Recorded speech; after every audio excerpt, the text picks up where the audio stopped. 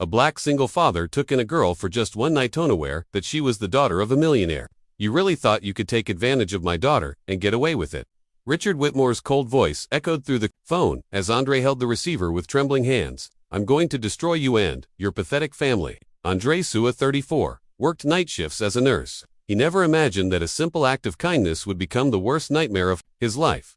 3 weeks earlier, during a violent storm, he found a young woman soaked and terrified on the street. Without hesitation, he brought her into his modest home, where he lived with his 7-year-old daughter, Isabella. She introduced herself as Emma, a college student who had lost her wallet and phone. For 2 weeks, she stayed with them like family, helping with chores, playing with Isabella, and forming real emotional bonds. Andre had no idea Emma was actually Sophia Whitmore, heiress to a $200 million real estate empire. Daddy, who's yelling on the phone? Isabella asked sleepily from the kitchen. Andre forced a smile as he hung up the call, but his heart was racing.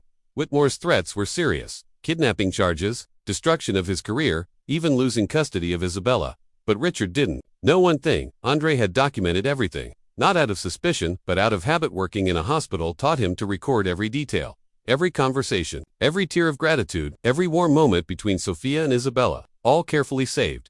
When Sophia left with only a handwritten thank you note, Andre never imagined his world would collapse 3 days later. It began with a summons to the hospital boardroom. We received an anonymous complaint about inappropriate behavior, said his supervisor. Then came a court-ordered search of his apartment. A guard rifled through his belongings as Isabella clung to his leg, terrified. But Andre remained calm. He whispered to her, "Don't worry, daughter. Some very powerful people are about to learn they picked the wrong man." If you're enjoying this story of injustice, subscribe now, because the truth is about to turn everything upside down. The next day, Isabella's school notified Andre her tuition had been blocked due to legal complications. Then his health insurance, his bank account, even the loan for his tiny apartment. "Daddy, why did the lady at school say I can't eat in the cafeteria anymore?" Isabella asked. Andre hugged her tightly, his heart burning. His kindness was being weaponized against him. Richard Whitmore wasn't just out for revenge, he wanted to obliterate Andre's life.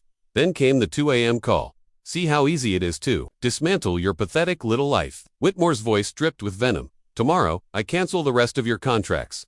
In a week, you'll be out on the street. And that's just the beginning."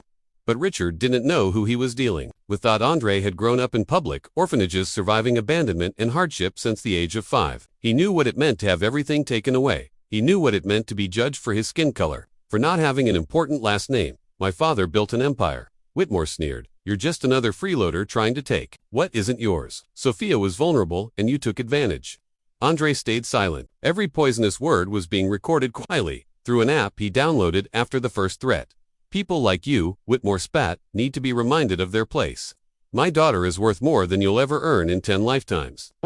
Next morning, an unexpected knock at the door. It was Dr. Sandra Martinez, a civil rights lawyer Andre had once met during a workplace discrimination case. "I've heard about your situation," she said, stepping inside without waiting. She revealed something Andre didn't know. Richard Whitmore had a history of using his wealth to silence people he deemed unworthy of his family. 3 years ago, he ruined a young teacher who dated his niece. 2 years before that, he destroyed an artist his eldest daughter met in Paris. The pattern was always the same: threats, legal attacks, financial sabotage, till his victims disappeared. But it only works, Sandra said, because his victims are everyday people, people without power or resources to fight back. Andre looked over the documents she spread across the table, then to Isabella, quietly coloring in the corner. Sensing the tension in the room, something changed in his expression: not fear, not despair, cold, focused determination. "He has no idea who he's messing with," Andre muttered. A dangerous fire lit in his eyes. Men like Whitmore think money is the only power. They forget there are other kinds.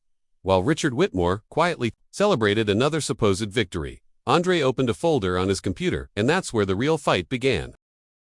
2 years, Andre had meticulously documented every moment Sophia spent in his home, every tear of gratitude, every genuine smile shared with Isabella. It painted a picture entirely different from the one her billionaire father had fabricated. In his prejudice-clouded mind, each new threat from Whitmore only fueled a deeper resolve inside. Andre, a quiet strength, born from the very injustice meant to break him. That inner force was now preparing to expose truths that could shatter the golden foundation of the Whitmore empire. Over the next 3 days, Andre and Sandra Martinez transformed her small apartment into a makeshift command center. While Isabella slept, they pored over recordings, files, and every trace of Whitmore's digital footprint. "Look at this," Sandra said, pointing at the laptop. her eyes gleaming. Whitmore has used the exact same intimidation tactics in at least 4 cases over the past 5 years. It's always the same: financial isolation, legal threats, relentless harassment. What they uncovered was chilling. Richard Whitmore wasn't just a controlling father, he was a predator who weaponized his wealth against anyone he deemed unworthy of his bloodline. Each victim had been silenced with million-dollar settlements and airtight confidentiality clauses. But this time, he made a mistake, Andre muttered, replaying Whitmore's recorded threats. He thought I'd fold under pressure like the others. The pressure, however, intensified. The next morning, Andre learned his professional license had been suspended pending a vague ethical investigation. His bank account was frozen. His landlord got an anonymous tip about problematic tenants. "Daddy, why were those men taking pictures of our house?" Isabella asked, holding tightly to his leg. Andre had already spotted the private investigators, circling the block, snapping photos, tracking every visitor. But Whitmore had severely miscalculated. Andre wasn't just a kind-hearted nurse. He was a survivor raised in the foster system, forced from a young age to record and preserve every official interaction. That habit, honed by years in a hospital environment, had become his greatest weapon. "He's trying to break me financially before any legal move can be made," Andre told Sandra one evening. "But every threat, every tactic, it's all being recorded. He's building the case against himself." Sandra nodded, impressed. "You realize we're not just looking at harassment charges anymore. This is a civil suit waiting to happen. One that could cost him millions." Then came the unexpected call from Sophia. Her voice trembled through the speaker. "Andre, I need to talk. My father is saying terrible things about you and Isabella. He's planning something awful." She hesitated, then added, "He's hired people to plant evidence in your home." Andre froze, but his voice stayed calm. "Sophia, are you safe? Where are you?" "I'm hiding in his office. I overheard him on the phone. He's going to frame you for kidnapping, and worse." Sandra listened in silence, already recording everything. "Sophia, listen to me," Andre said. "Don't do anything that puts you in danger. But if you can, document everything." "I'm already doing it," she whispered. "I have recordings, emails, texts." Andre, "My father isn't just cruel, he's dangerous. He ruins people." The call ended abruptly, but now, Andre and Sandra weren't alone. They had an inside ally with access to Whitmore's inner circle and evidence to back it up. That night, Andre tucked Isabella into bed. For the first time in days, she saw something different in him. "Daddy, you seem less worried today." He smiled, kissed her forehead. "Sometimes, sweetheart, when bad people try to hurt good people, they end up destroying themselves." In the kitchen, Sandra sifted through the growing mountain of evidence with quiet urgency. "Do you realize what we have here?" she said, eyes scanning the files. "This isn't just intimidation. It's a criminal conspiracy, extortion, abuse of power, and systemic harassment." Andre nodded, but his gaze was distant. "I've been underestimated my whole life. By teachers, by bosses, by a system that saw me as just another poor black kid with no future. But I learned something. The best revenge isn't anger. It's letting people show the world exactly who they are." "And Whitmore is doing just that," Sandra said with a fierce smile as they prepared for the final move.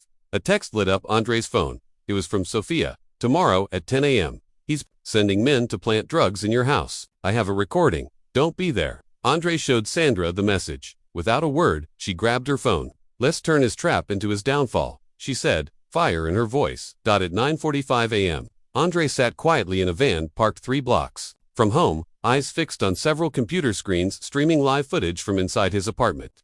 Sandra had set up a full surveillance system, hidden cameras, directional mics, full coverage. "They're here," she whispered, pointing at a screen. 2 men, dressed as maintenance workers, approached the back door. One carried a suspiciously heavy toolbox. Andre adjusted his headphones, his heart steady. This wasn't the look of a man under siege. It was the look of someone who knew the first time the empire hunting him was about to collapse under the weight of its own corruption.